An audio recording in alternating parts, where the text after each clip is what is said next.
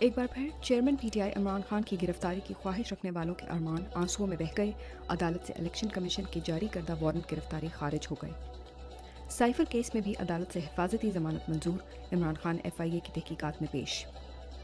اسلام آباد high court نے توشہ خانہ کیس میں ٹرائل کورٹ کے جج کی تبدیلی، خود گواہ کی جانب سے درخواست اور بیان حلفی پر دستخط مختلف ہونے کے اعتراض سمیت عمران خان کی جانب سے دائر دیگر درخواستوں کے قابل سماعت ہونے پر فیصلہ محفوظ کر لیا۔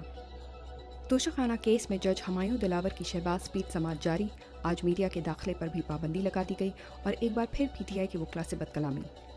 فاشسٹ حکومت کا ظلم و جبر برداشت کرنے والے وفاقی وزیر علی محمد خان کی ضمانت منظور، لیکن جھوٹے مقدمات میں 8ویں دفعہ گرفتار کر لیا گیا۔ عوام کو ریلیف دینے کی باری آئی تو آئی ایم ایف کا کہہ کر قیمتیں بڑھا دیتے ہیں، مگر اپنی عیاشیوں اور دھاندلی کی اسکیموں میں فاشسٹ حکومت کوئی کمی نہیں کر رہی۔ صرف ایک ہفتے کے اندر 112 بلین روپے کے فنڈز جاری کیے گئے۔ شہباز شریف آکسیجن کے بغیر تو شاید رہ سکتے ہیں، مگر جھوٹ بولے بغیر نہیں رہ سکتے۔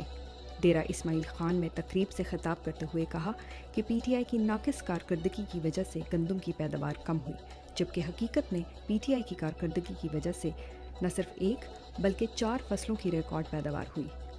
پی ٹی آئی نے زرعی سیکٹر میں اپنا گروتھ ٹارگٹ بھی پورا کیا۔ تحریک انصاف کی سابق ایم این اے روبینہ جمیل کے جوڈیشل ریمانڈ میں 13 دن کی توسیع، یہ توسیع بھی پولیس چالان مکمل نہ ہونے پر ملی۔ 1900 سے زائد لوگ چالان مکمل نہ ہونے کی وجہ سے جیلوں میں ہیں۔ ایسی صورت میں عمومی طور پر ضمانت مل جاتی ہے، مگر آج کل نامعلوم وجوہات کی وجہ سے ضمانت نہیں مل رہی۔ Chairman P T I Imran Khan کی منظوری سے ایڈوکیٹ نعیم حیدر پنجوتا کو ترجمان چیئرمین تحریک انصاف برائے قانونی امور مقرر کر دیا گیا، نوٹیفیکیشن جاری۔